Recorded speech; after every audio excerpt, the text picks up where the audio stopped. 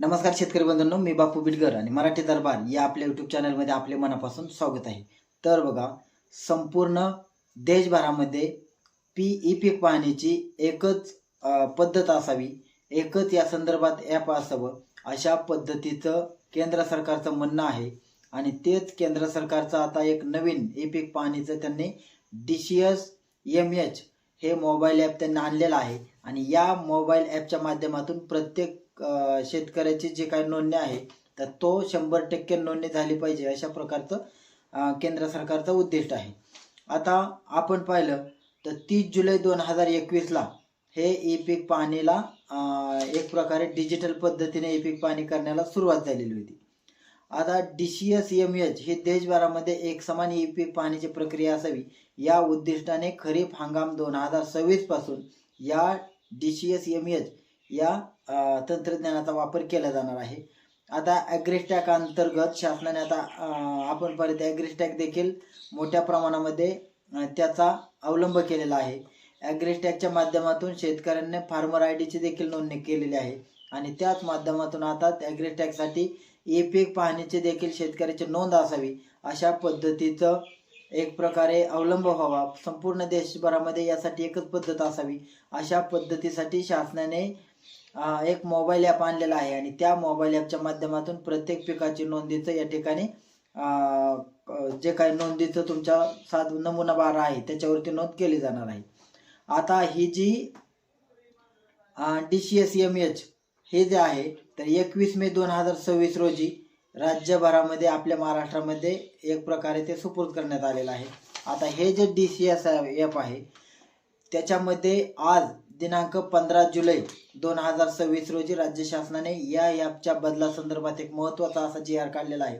आणि त्या GRच्या माध्यमातून ई पीक पाहणी जे काही DCS-MH आहे तर ते नेमकं ॲप कशा पद्धतीने चालणार आहे, त्याच्यामध्ये अटी काय असतील, शर्ती काय असतील, या संदर्भात सहाय्यकच नेमकं काय असेल. आणि यावेळेस बऱ्याच वेळेला आपण पाहतो की पहिलं जे ई पीक पाहणीचं ॲप होतं त्याच्यामध्ये बऱ्याच शेतकऱ्यांकडे अँड्रॉइड मोबाईल नव्हते.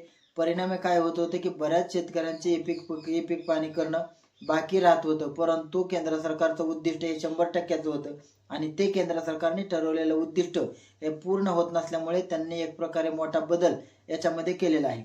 आता हीच ई पीक पाहणी यावर्षी तुम्ही कशी करणार, तुमची ई पीक पाहणी कोण करणार आणि त्या संदर्भातले नियम असतील, अटी असतील, हे नेमकं कसं असणार हे शेतकऱ्यांना माहिती असणं आता अत्यावश्यक झालेलं आहे. कारण ई पीक पाहणी करणं हे शेतकऱ्याला खूप गरजेचं झालेलं आहे. तुम्हाला पीक विमा असेल किंवा शासनाचा इतर योजनांचा लाभ जर घ्यायचा असेल, जमिनीची खरेदी विक्री करायची असेल तर त्यासाठी तुमच्या पिकाची नोंद हे तुमच्या 7/12 उतारावरती असणं देखील तेवढंच गरजेचं आहे. आता या ठिकाणी आपण पाहिलं तर दरवर्षी ठरलेल्या वेळेत ई पीक पाहणी व्हावी यासाठी DCS-MH हे आता मोबाईलचं ॲप हे नवीन तंत्रज्ञानाने आणलेलं आहे. आणि त्या माध्यमातून शेतकऱ्यांच्या पिकाची नोंद हे ठरलेल्या वेळेत, म्हणजे शासनाने ठरवून दिलेलं, समजा खरीप हंगाम असेल त्याची काही तारीख ठरलेली असते.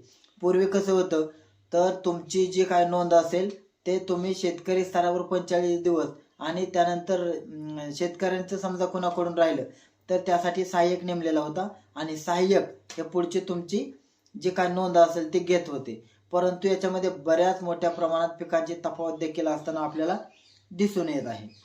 आता याच्यामध्ये आपण पाहिलं तर आता या वेळेची पद्धत तशी नाही. शेतकरी स्तरावरील ई पीक पाहणी पूर्णपणे आता बंद केलेली आहे.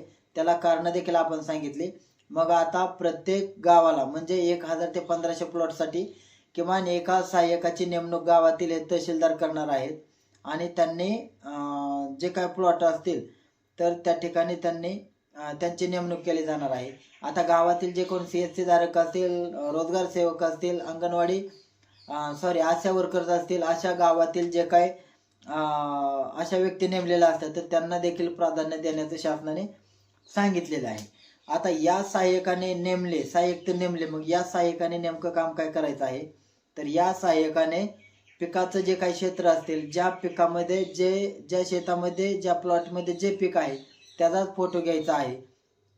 त्यानंतर बोरवेल असेल, विहीर असेल, म्हणजे ज्या काही जलसिंचनाच्या बाबी असतील त्यांचा देखील उल्लेख करायचा आहे.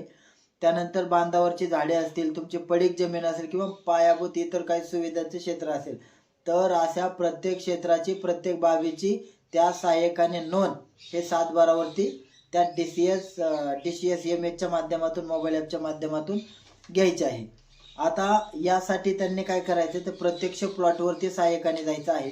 आता पूर्वीची मर्यादा जी 20 मीटरची होती, 50 मीटरची होती, ती आता 20 मीटरची मर्यादा केलेली आहे. ज्या प्लॉटची ई पीक पाहणी तुम्हाला करायची असेल त्या प्लॉटपासून तुम्ही 20 मीटर अंतरावरच असणं आता बंधनकारक करण्यात आलेलं आहे. जर तुम्ही 20 मीटरच्या बाहेर असला तर त्या ठिकाणी तुमच्या पिकाची नोंद घेतली जाणार नाही. कारण जिओ टॅगिंग हे देखील महत्त्वाचा मुद्दा, अक्षांश रेखांश हे देखील महत्त्वाचा मुद्दा आता ई पीक पाहणीमध्ये टाकलेला आहे.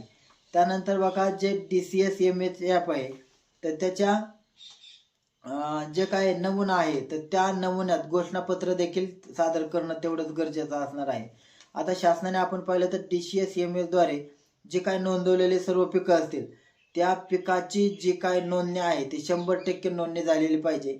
आता सहाय्यकाने केलेली नोंदणी याला जे काय ग्राम महसूल अधिकारी म्हणजे तलाठी असतील त्यांनी त्या ठिकाणी पडताळणी करायची आहे आणि समजा त्याच्यावरती काय अडचण असेल तर त्याच्यावरती त्या ठिकाणी आक्षेप देखील नोंदवता येणार आहे. आता या ठिकाणी आपण पाहिलं तर तुम्ही तुमच्या सहाय्यकाने एकदा त्या ठिकाणी नोंद केल्यानंतर त्याला ग्राम महसूल अधिकारी हे मान्यता देणार आहेत आणि एकदा त्यांनी मान्यता दिल्यानंतर त्या ठिकाणी पिकाची ते पडताळणी करतील आणि त्या ठिकाणी 7/12 त्या पिकाची नोंद घेतली जाणार आहे. आता या ठिकाणी आपण पाहिलं तर समजा एखाद्या सहाय्यकाकडून एखादं प्लॉटवरती समजा उडीद असेल आणि त्या ठिकाणी कांदा हे पिकाची त्या प्लॉटवरची नोंद झाली तर अशा मध्ये फारकत म्हणजे या ठिकाणी चुकीच्या पद्धतीने नोंद झाली तर त्याची रिजेक्ट करण्याचा किंवा ती नोंद कमी करण्याचा अधिकार हा महसूल अधिकाऱ्यांना देखील दिलेला आहे. आता याच्यामध्ये समजा नोंद झाली आणि त्याच्यामध्ये पूर्णतः बदल करायचा असेल तर तो अधिकार मंडळ अधिकारी यांना देखील यांना देखील दिलेला आहे. आता त्या ठिकाणी जर समजा एखादी चुकीची नोंद झाली तर मंडळ अधिकाऱ्याकडे ज्या वेळेस चुकीची नोंद झाली म्हणून शेतकरी अर्ज करेल त्यावेळेस मंडळ अधिकाऱ्यांनी शक्य तितक्या लवकर त्या ठिकाणी खात्री करून नेमकं कशा पद्धतीने चूक झालेली आहे याची संपूर्ण पडताळणी करायची, व्हेरिफिकेशन करायचे, त्या ठिकाणी पंचनामे देखील करायचे आहेत आणि त्या ठिकाणी पूर्ण खात्री झाल्यानंतर त्या पिकाची दुरुस्ती हे मंडळ अधिकारी करणार आहेत. आता या ठिकाणी आपण पाहिलं तर ई पीक पाणी हे आता अत्यंत आवश्यक असं झालेलं आहे. जर तुम्हाला पीक विमा भरायचा असेल किंवा शेती संदर्भातल्या वेगवेगळ्या योजना असतील तर त्यांचा सविस्तर असा लाभ घेण्यासाठी तुम्हाला ई पीक पाणी करणं हे देखील अत्यंत गरजेचं झालेलं आहे.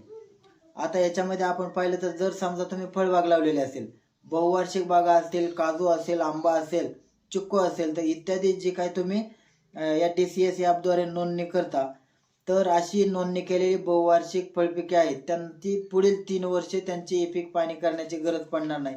जर समजा दुरुस्ती करायची असेल तर शेतकऱ्यांनी तसं सहाय्यकाला सविस्तर सांगायचं आहे.